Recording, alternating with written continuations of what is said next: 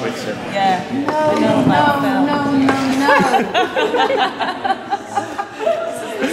Don't mind us, we've got Yes, how are you guys getting on? Yeah, we've got a lot of feature film ideas. 3 minutes. Yeah, we're also having this kind of protracted. We realised That's that enough feminism for was the a boys. mistake. Okay, we've brought down the Western world. Time speeds up. She has a bit of a, you know. So we need 2 hours to fit into 3 minutes, so we're going to play it at 300 frame rate. That might work. Compress that.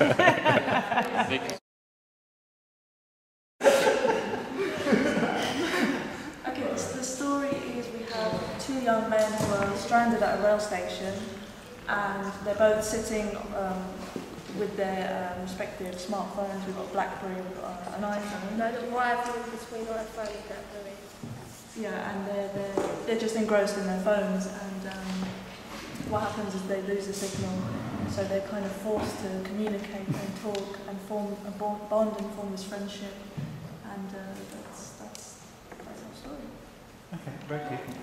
So imagine the scene, cut to 1998, office Christmas party, everyone's dancing around the photocopier, they've kind of got their hats on, they're drinking, they're photocopying limbs or whatever. Everyone's having a great time. Each time the photocopier flicks, it kind of, there's like a warm glow that like suffuses everyone's face, and there's a kind of warm glow around the photocopier which seems happy and a kind of personality of its own. And then we're cut to 2010, and we've got a new photocopier with lots and lots of new technology, new stuff.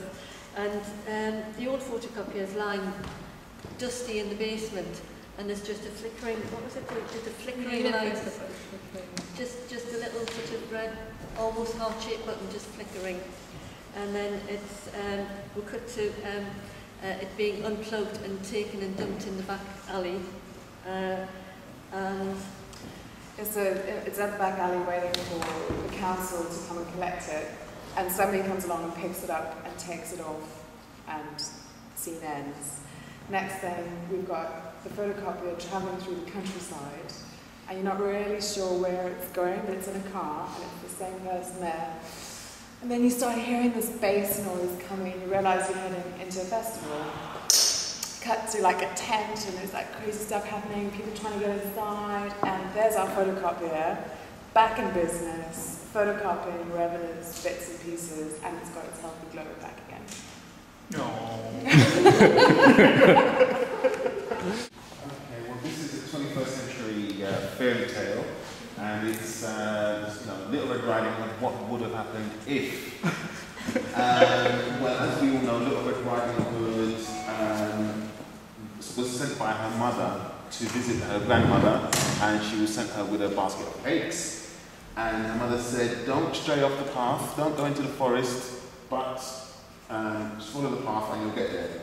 But Little Red Riding Hood did stray off the path, so what if she would have had Google Maps? she would have known where she was, she wouldn't have got lost, and she wouldn't have bumped into the nasty wolf, who asked her where she was going and what she was up to. While Little Red Riding Hood was picking flowers, the wolf sneaked off and went to the grandmother's house and ate the grandmother. So what if the grandmother would have had a state-of-the-art alarm system, and the wolf wouldn't have been able to have got in the house? And then finally, when Little Red Riding Hood got to the house and she saw the wolf dressed in her grandmother's clothes, the grandmother was inside the belly of the wolf and could have sent a text. And could have warned Little Red Riding Hood that something was amiss. And finally, if we go right back to the beginning of the story, none of this would have happened if the grandmother had did her shopping online. The idea of cave as our location, so starting from that point. So what we're starting with is first of all, filming it from first-person perspective so that you as the audience are kind of seeing what's happening. And it's a guy in his office, and he's really overloaded by all sorts of information. So his email's going, his BlackBerry, his Twitter, his Facebook, his phone's ringing, and he just kind of has this crisis of information overload. So it's very, very loud, and the editing is really fast. And we kind of follow him out of the office, and as he's running away from all this technology, you can see people's texts coming up on their phones, and you can hear the traffic lights and kind of all of this information, technology going on around him. And the farther he gets away from it, so we can follow him through the city, there are kind of adverts of Piccadilly Circus, jumps on a train, and it gets quieter, and the editing gets a bit slower as we follow him away from all of this technology, to the point where eventually he ends up in a cave, and it's really quiet and very serene, and there is no technology surrounding him. Instead, we have an actual bird tweeting instead of the tweets of the Twitter status. And then this kind of moment of silence, that kind of eerie silence almost, and then at the end, he pulls out his phone and updates his status as, "I'm in a cave." So we have kind of technology in moderation by the end of it is the kind of message that we're going for.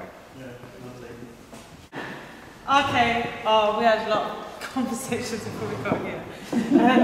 Right, so I'm just going to run through it. So Bella is a high-powered executive, but the first thing we see is a montage through the ages of how she developed an addiction to technology, from early days as a young girl programming her ZX Spectrum through to using her iPad. We see in a kind of grainy, high-8 video kind of montage of home video style, how Bella came to be who she is.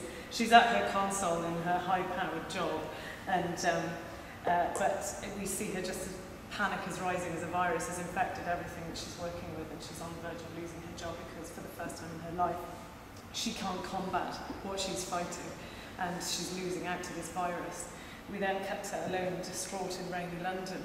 Bella takes a call. It's her nan, inviting her down to rural Wales, to Portman, to have a little break. Bella arrives at Nan's, quits her job, and turns her back on that high-speed life, and thank God for her technology addiction. The final scene, late at night, after Bella's gone to bed, we peer over the archer, and Nan is there with the scream glowing on her face, coding, Nan is back.